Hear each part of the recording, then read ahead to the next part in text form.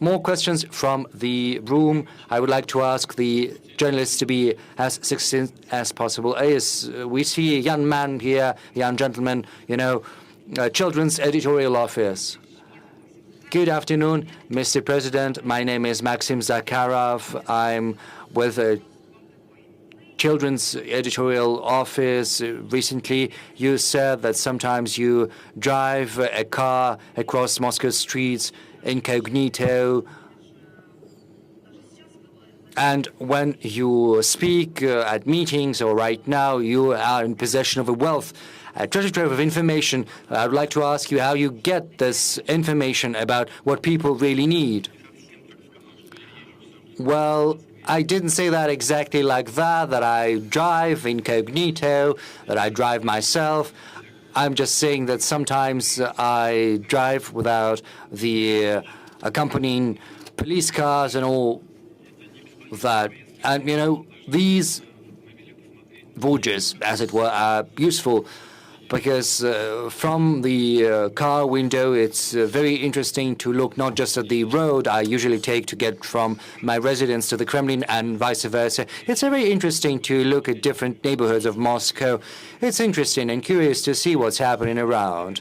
As far as verified information I get is concerned, I think the most important thing that provides me with that information, well, this is an event like this. Just imagine 2.5 million people have sent their messages and questions to the direct line. Of course, it's impossible to cover all of that and process all of that in the course of these several hours we've got. But, 2.5 million messages.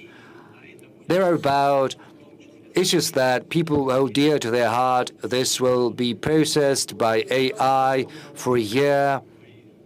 This information will be processed by my loyal assistants from the Popular Front. This is the front.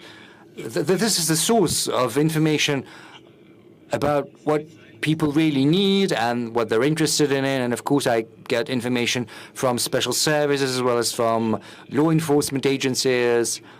And I'm trying to use that information not just in an aggregate form to personalize, but also I'd like to see the original documents, and I'd like to meet people, personally talk to them when I have work and visits across the country. It's very important to talk directly to people because it gives a lease of fresh life to what we're doing. You see the needs of the people, and of course, polls by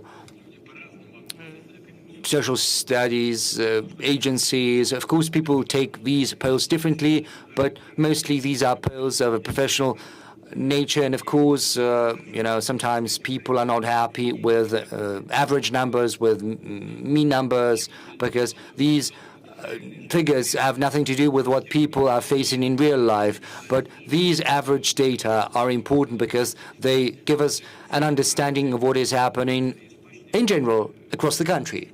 So this is a variety of sources which provide me with a fairly objective picture of what is happening in the country.